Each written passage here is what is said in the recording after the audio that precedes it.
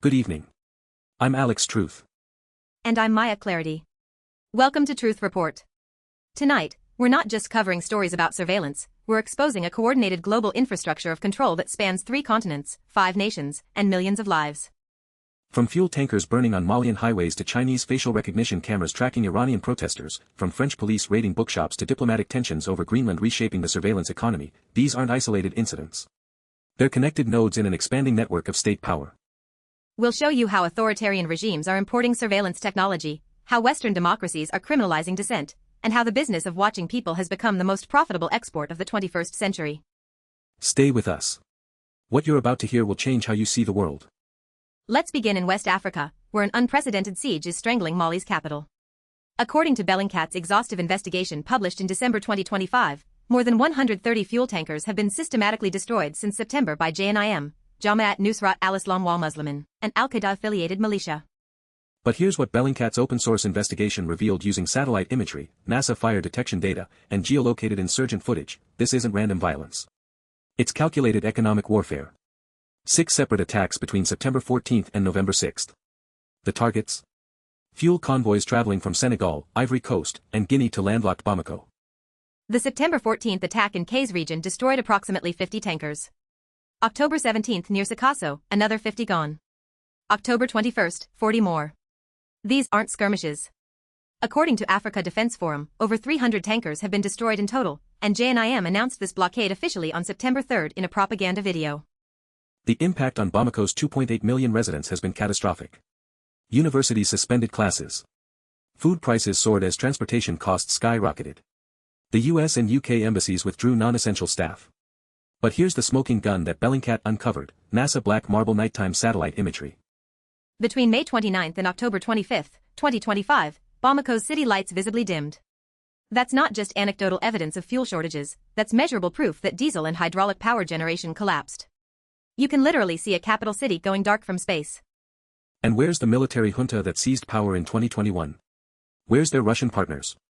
Because Mali didn't just kick out French forces, they replaced them with Wagner mercenaries, now rebranded as the Russian Africa Corps under Moscow's Ministry of Defense.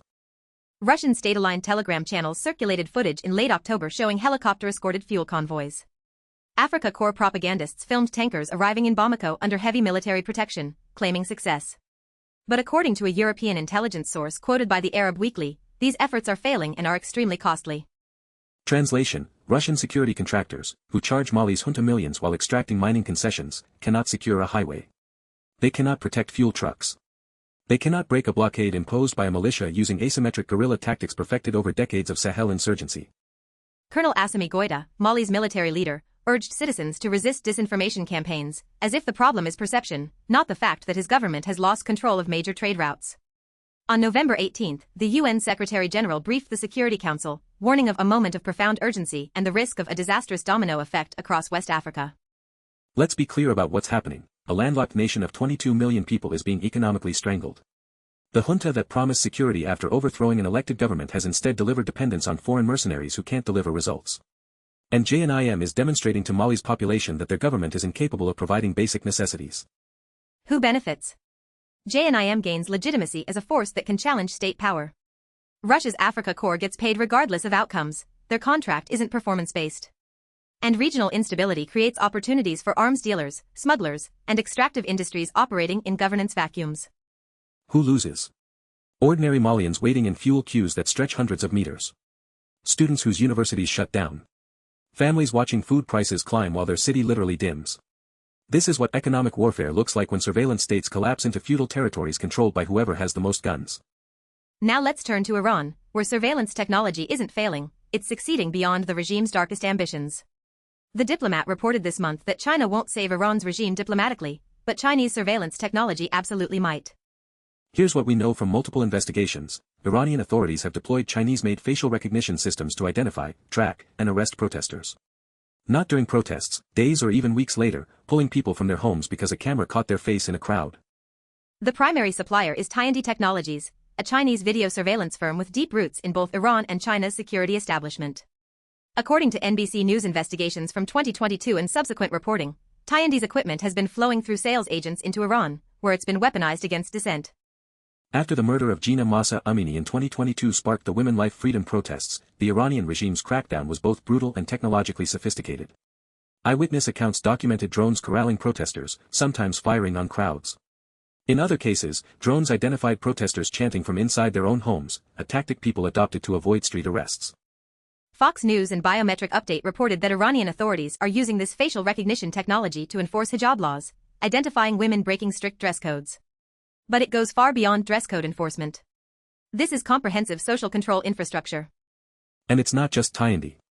Media investigations identified multiple Chinese providers, Dahua and others, along with Turkish, Indian, and UAE partners helping Iran build what amounts to a turnkey surveillance state. The technology transfer isn't just cameras. It's software, training, integration with existing security databases, and ongoing technical support.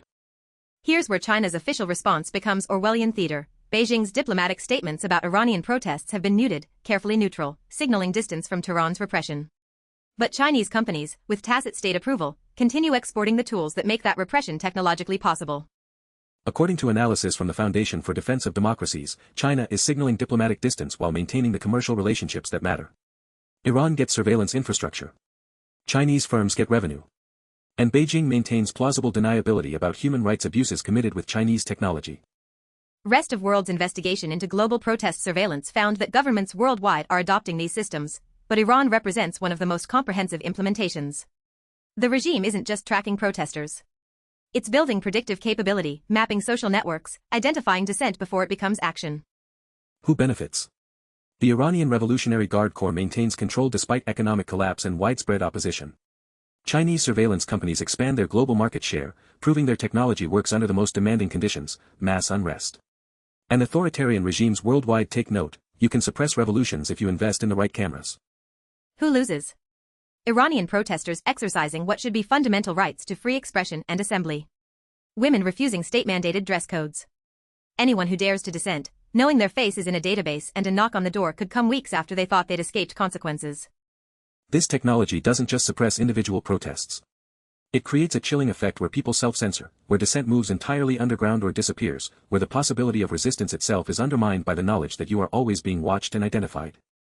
From Mali's collapsing infrastructure to Iran's expanding surveillance grid, we're seeing two sides of state failure and state power. But now let's examine how these dynamics are playing out in Western democracies that claim to uphold free speech and civil liberties. On January 7, 2026, 5 uniformed French police officers accompanied by a prosecutor entered Violette & Co., a feminist and LGBTQIA+ bookstore in Paris. Their mission? To search for copies of a children's coloring book about Palestine. The book, From the River to the Sea, a coloring book, was created by South African author Nathan Gubain. According to Middle East Eye's reporting, it's an illustrated children's work examining Palestinian history, culture, Israeli occupation, and Palestinian resistance movements. France's Ministry of the Interior referred the case to police, characterizing the book as having a strong historical and ideological bias. The Commission for the Surveillance and Control of Publications for Youth, yes, France has a government commission that surveils and controls youth publications, issued an unfavorable opinion on October 16, 2025, recommending against imports. But here's the critical detail: no formal ban existed. The bookstore's attorney called the police action illegal and disproportionate. This wasn't enforcement of law, it was intimidation dressed as regulatory oversight. The 5 officers wore body cameras, inspected shelves and storage areas, prevented customers from entering, and conducted a 45-minute search. For a coloring book. Let that sink in. A Western democracy deployed armed police with body cameras to raid a bookshop over children's illustrations. And this wasn't Violette & Co.'s first encounter with pressure. The bookstore faced summer vandalism, threats, attempts to cut their funding, and now direct police intervention. According to reporting from Eurozine and Jacobin, this represents a broader pattern of state-led censorship and suppression of Palestine solidarity across France and Europe. In October 2023, immediately after Hamas's attacks and Israel's military response began, France banned pro-Palestine demonstrations. Police violently dispersed peaceful protesters. Arrests followed. Since then, according to Cage's report on European censorship, French authorities have frozen bank accounts of leading figures in Urgence Palestine, arguably the country's largest Palestine solidarity collective. The French government has implemented surveillance measures that allow them to place homes, phones, and people under surveillance without judicial warrants in cases involving terrorism, a classification increasingly applied to political activism. Travel bans, restrictions on movement within Paris, and prohibitions on specific people speaking to each other. This isn't counterterrorism. This is political suppression using counterterrorism infrastructure. And it's happening in France, a nation that claims liberté as a founding principle, that positions itself as a defender of Enlightenment values and free expression. Who benefits?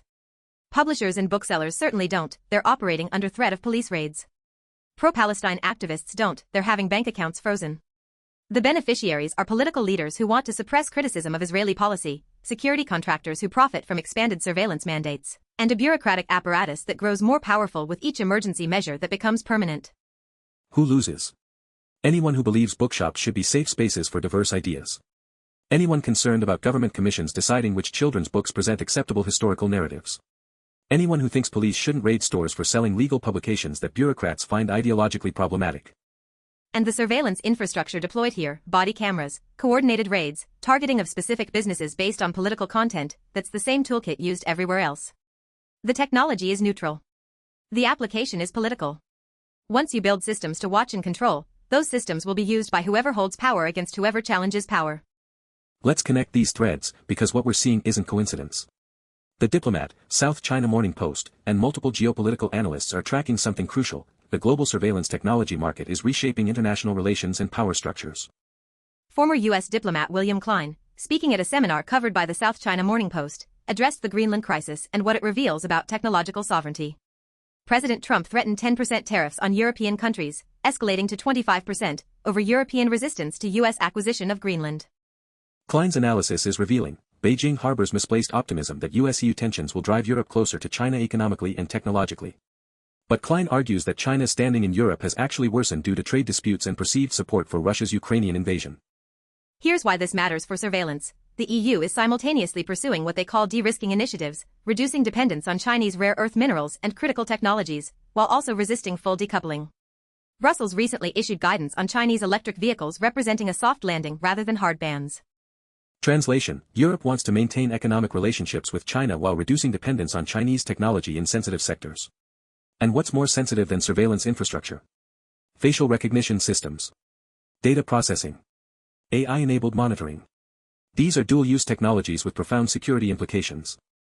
But here's the contradiction. While Europe talks about reducing Chinese tech dependence, Chinese surveillance systems are already deployed across European cities. Huawei's Safe City initiatives. Hikvision cameras. European law enforcement agencies are using Chinese-manufactured systems right now. The same technology suppressing Iranian protesters, the same facial recognition systems enforcing hijab laws, the same infrastructure tracking dissidents, that's in European cities. Different political context, similar technological capability. And when we look at Mali, we see the other side. What happens when surveillance states collapse not because technology fails, but because basic governance fails?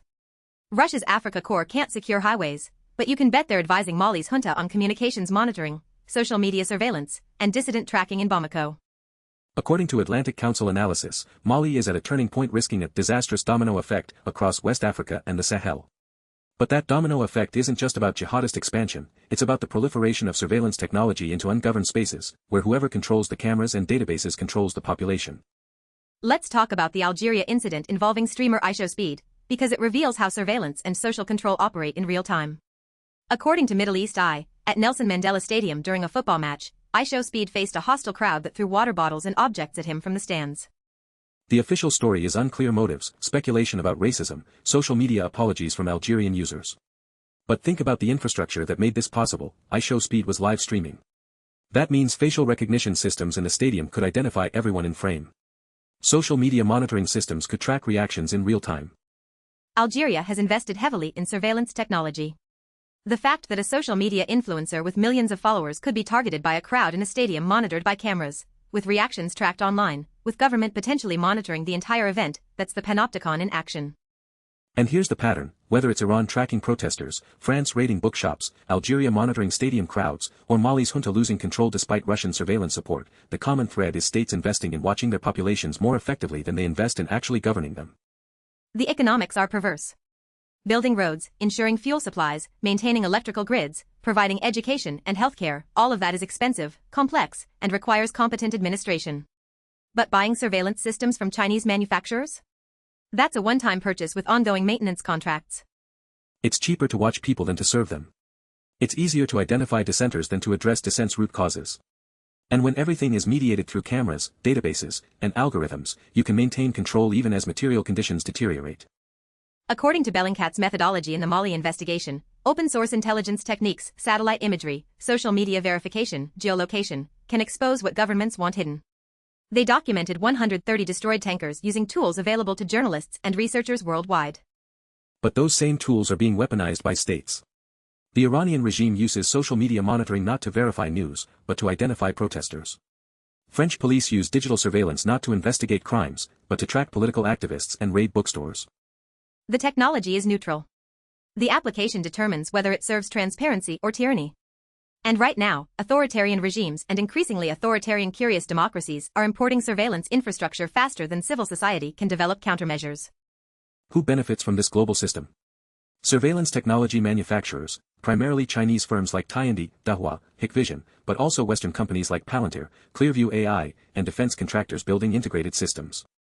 According to market analyses, the global surveillance technology market is projected to exceed $100 billion annually. Security services benefit: more tools, more data, more power, less oversight. Political leaders benefit when they can suppress opposition without deploying visible force.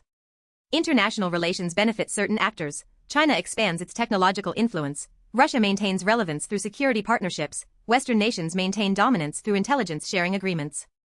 Who loses? Protesters in Tehran arrested weeks after demonstrations. Malians waiting for fuel while their junta pays Russian mercenaries. French booksellers raided by police for stocking children's books. Algerian crowds monitored in real time. Anyone who believes privacy, assembly, expression, and dissent are rights rather than privileges granted by surveillance states. Let's synthesize what we've uncovered tonight. These 5 stories: Mali's fuel blockade, Iran's Chinese surveillance infrastructure, the Greenland diplomatic crisis, Algeria's stadium incident, and France's bookshop raid, aren't separate events. They're manifestations of a single global transformation. We're witnessing the emergence of what scholars call the surveillance industrial complex, a global network where technology companies, security services, and authoritarian regimes collaborate to build comprehensive population monitoring infrastructure. The pattern is consistent: states invest in watching their populations more effectively than serving them. When basic governance fails, electricity, fuel, roads, security, surveillance persists and often expands. Because control is cheaper than competence.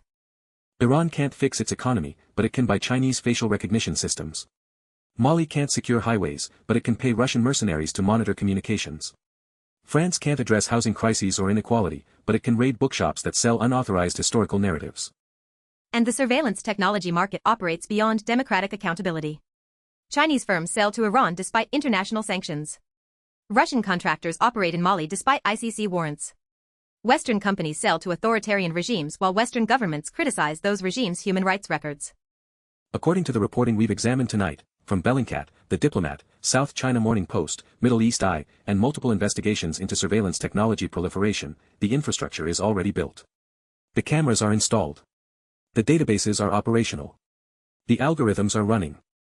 The question isn't whether surveillance states will emerge. They've already emerged.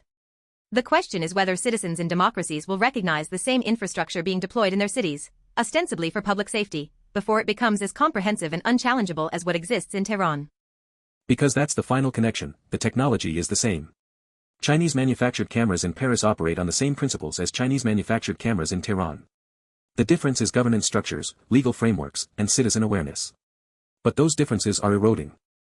France's ban on pro-Palestine demonstrations, its raids on bookshops, its surveillance of activists, that's using counter-terrorism infrastructure for political suppression.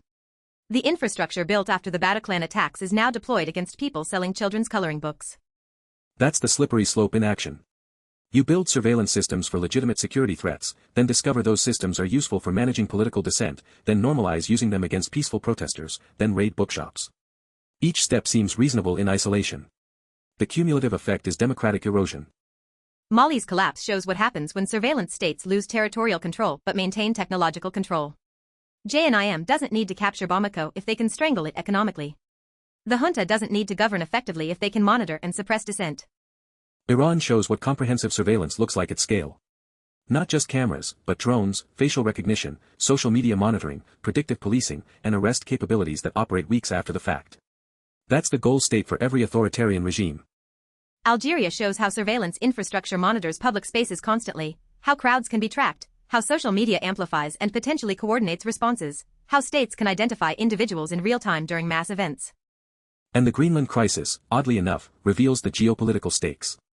US-EU tensions aren't primarily about territory, they're about technological sovereignty. Who controls 5G networks? Who manufactures surveillance systems? Who processes the data collected by smart city infrastructure? China manufactures most global surveillance hardware. The US dominates software and intelligence analysis. Europe is trying to build technological independence while maintaining relationships with both. And in that three-way competition, the real losers are people everywhere whose lives are increasingly mediated through systems designed to monitor rather than serve them. What do we do with this information? First, recognize the pattern. When you hear about security technology deployments, ask who benefits and who's being watched. When governments propose expanded surveillance for public safety, examine how similar systems are used in authoritarian contexts. Second, support transparency mechanisms. Bellingcat's investigation used open-source tools, satellite imagery, fire detection data, geolocation, to document what Mali's government denied. Those methodologies work because information wants to be free. Support journalism and research that exposes what surveillance states want hidden. Third, defend spaces of resistance. Bookshops like Violet and Company. Independent media. Encrypted communications. Privacy-respecting technology. The infrastructure of dissent must be maintained before we need it urgently, because by the time urgency arrives, it's often too late. Fourth, connect international struggles. Iranian protesters, Malian civilians, French activists, Palestinian solidarity movements, these aren't separate causes. They're facing different manifestations of the same systems of control. Surveillance technology sold by Chinese firms to Iran can be rebranded and sold to European police forces. And finally, remember that technology is a tool. The cameras watching Tehran's protesters operate on the same principles as cameras watching Paris neighborhoods. The difference is governance. And governance is determined by citizens who either accept expanding surveillance or demand accountability. The dystopia isn't coming. It's here. The question is whether it becomes comprehensive and permanent, or whether we build alternative futures where technology serves human flourishing rather than state control. That's our show. We've documented Mali's economic siege, Iran's surveillance infrastructure, France's political censorship, and the global networks that connect them. We've shown you who benefits, who loses, and why it matters. The pattern persists across borders and political systems. Authoritarian regimes and democracies alike are investing in population monitoring more than population welfare. The surveillance industrial complex is global, profitable, and expanding. What you do with this information is up to you. But you can't unsee the pattern once you recognize it. Every new camera installation, every expanded database, every security measure that trades liberty for safety, you'll see them differently now. I'm Maya Clarity. And I'm Alex Truth. Stay vigilant. Stay informed. And keep watching those who are watching you. Good night.